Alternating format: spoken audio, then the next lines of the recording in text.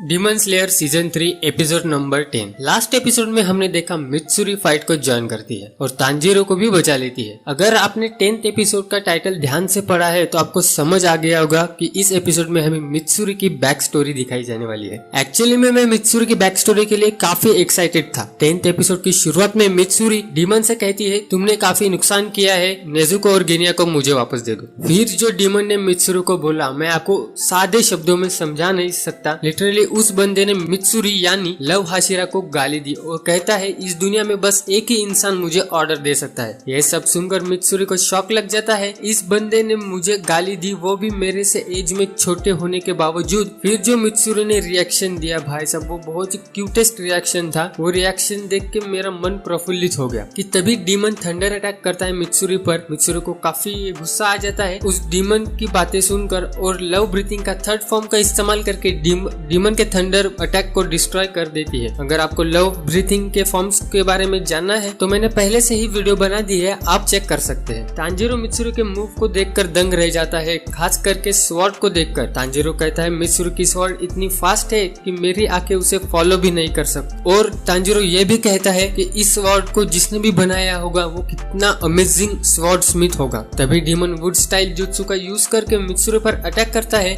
But Mitsuri उन attack को Dodge करती है और सेकंड फॉर्म यूज करके एक ड्रैगन के सिर को काट देती है। और फिर मित्सुरी डीमन के तरफ बढ़ती है कि तभी डीमन अपनी ब्लड डीमन आर्ट का यूज करके वाइड रेंज अटैक करता है। इस अटैक को देखकर मित्सुरी थोड़ी घबरा जाती है, पर मित्सुरी फिफ्थ फॉर्म का यूज करके सारे ड्रैगन्स के सर को काट देती है और डीमन पर अटैक करती है। इस मूवमेंट पर मित्सुरी की स्वॉर्ड डीमन के गर्दन के चारों तरफ गोल गोल सराउंड हो जाती है। तभी तांजीरो मित्सुरी पर जोर से चिल्लाता है और कहता है मित्सुरी वो अपर रैंक डीमन की असली बॉडी नहीं है। ये बातें सुनकर मित्सुरी शॉक हो जाती है और डीमन मित्सुरी पर साउंड वेव्स का अटैक कर देता है, पर मित्सुरी पर उस अटैक का ज्यादा असर नहीं होता, मतलब वो थोड़ी अनकॉन्शियस हो जाती है। इसे देखकर डीमन भी अचंभित हो जाता है। तभी उसे पता चलता है कि इस लड़की की स्ट्रेंथ बाकी लड़कियों से कुछ अलग है। अगर मैं इस लड़की को खा लूं तो मेरी स्ट्रेंथ और बढ़ जाएगी। और वो डीमन मित्सुरी के हेड पर पंच करने ही वाला होता है कि तभी हमें मित्सुरी की बैक स्टोरी दिखाई जाती है। बैक स्टोरी की शुरुआत में ही मित्सुरी की शादी टूट जाती है क्योंकि उसके हेयर का कलर बाकी लोगों से डिफरेंट है। उसके बाद हमें मित्सुरी की चाइल्ड स्टोरी बताई जाती है, जहाँ पर उसके डैड अपने बाइसेप दिखा रहे हैं और उसकी मॉम जो कि प्रेग्नेंट है वो काम कर रही है। यहाँ पर हमें एक छोटा सा क्यूट सा मूवमेंट दिखाई जाता है। जब मित्सुरी के फादर अपनी बाइसेप फुला कर दिखाते हैं तब मित्सुरी भी अपनी बाइसेप फुला कर दिखाने की कोशिश करती है, बट उसके बाइसेप नहीं फूलते। अगर आपने एक बात नोटिस की तो बचपन में मित्सुरी के बाल नॉर्मल ब्लैक कलर के थे। मित्सुरी ने अपने 1 साल की एज में 4 किलो का पत्थर उठा लिया था और ये देखकर उसकी मॉम शॉक हो जाती है। हमें ये भी बताया जाता है कि मित्सुरी का पेट काफी बड़ा है, मतलब ऐसा बड़ा नहीं दिखता, उसका एपिटाइट बड़ा है।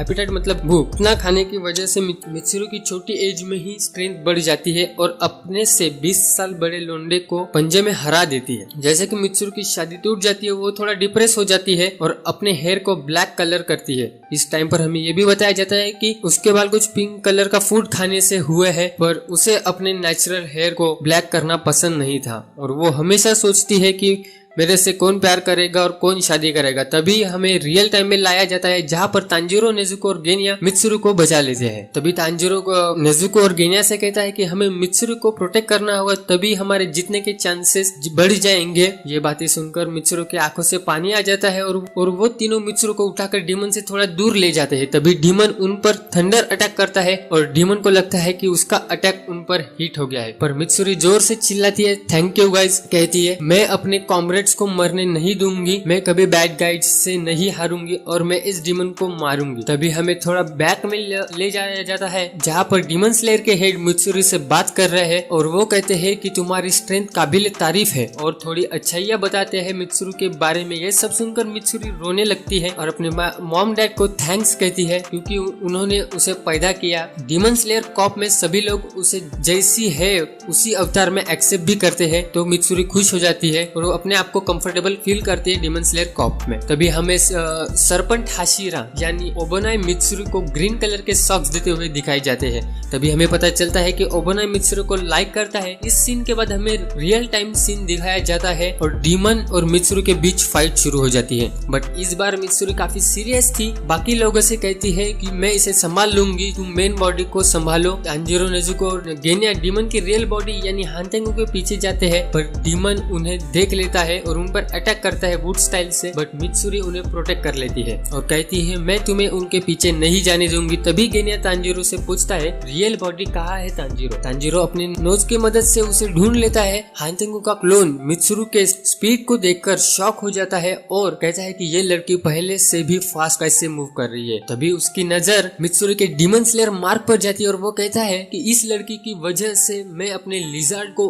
यानी वुड स्टाइल ड्रैगन को तांजीरो के पीछे नहीं भेज सकता। फिर हमें तांजीरो को सीन दिखाया जाता है जहाँ पर तांजीरो हानतेंगू के पीछे भाग रहा है जो कि एक ट्रीज के रूट से कवर है। जैसे ही वो उसके पास पहुंच जाता है, गेनिया अपनी टूटी स्वॉर्ड से उस ट्री पर अटैक करता है बट कोई असर नहीं होता। उल्टा ट्री उन पर अटैक करता है पर तांजीरो नेजुको और गेनिया उस ट्री पर लटक जाते हैं। गेनिया ट्री पर लटकने की वजह से स्वॉर्ड को मूव नहीं कर पा रहा था, तो फिर वो अपने दांत से ही ट्री को काटना शुरू कर देता है। तभी तांजीरो गेनिया से कहता है क्या तुम ठीक तो हो, तुम्हारा पेट तो खराब नहीं हो जाएगा ट्री खाने से। तभी गेनिया कहता है कि मैंने डीमन को खाया है तो मेरी स्ट्रेंथ और रीजनरेट की पावर बढ़ गई है। एट लास्ट गेनिया ट्री को बीच में से काट देता है और वो लोग नीचे गिर जाते हैं और तांजीरो उस ट्री पर अटैक करने की कोशिश करता है बट वो ट्री तांजीरो पर बैकफायर करता है। तभी नेजुको अपने ब्लड को उस ट्री पर फेंक देती है और ब्लड डीमन आर्ट का यूज करके ट्री को जलाना शुरू कर देती है। तांजीरो इसी मूवमेंट का फायदा उठाकर हिनोकामी कागुरा का इस्तेमाल करता है बट वो अटैक बॉडी को कनेक्ट नहीं करता, बस ट्री को ही काट देता है,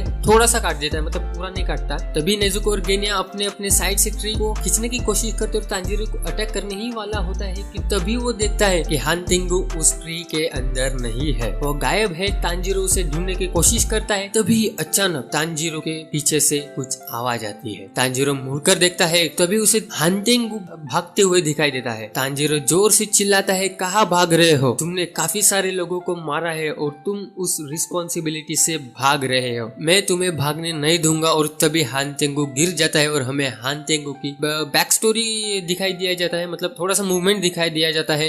वहां पर एक आदमी हानतेंगू से बातें कर रहा है और वो कहता है कि तुम एक झूठे आदमी हो और तुम अपने रिस्पॉन्सिबिलिटी से भागते हो। जो तांजीरो ने कहा वही आदमी हानतेंगू से भी कहता है, पर हानतेंगू कहता है जब से मैं पैदा हुआ हूँ तब से मैंने कभी झूठ नहीं बोला, मैं एक वीकलिंग हूँ, मैं सीधा साधा बंदा हूँ, सब लोग मुझे झूठा कहते हैं, अलाना फलाना ढिमकाना। और हानतेंगू रोने लग जाता है और कहता है मैं झूठ नहीं बोल रहा। वो भागना शुरू कर देता है और तांजीरो और नेजुको उसके पीछा करते हैं। तभी गेनिया हानतेंगू के पीछे नहीं भागते, उसको गुस्सा आ जाता है और वो एक ट्री को उखाड़ता है और हानतेंगू पर ट्री फेंक देता है। सो गाइस इस मूवमेंट पर हमारा 10th एपिसोड एंड होता है। आई होप आप लोगों को पसंद आई ये वीडियो। मिलते हैं नेक्स्ट वीडियो में, तब तक के लिए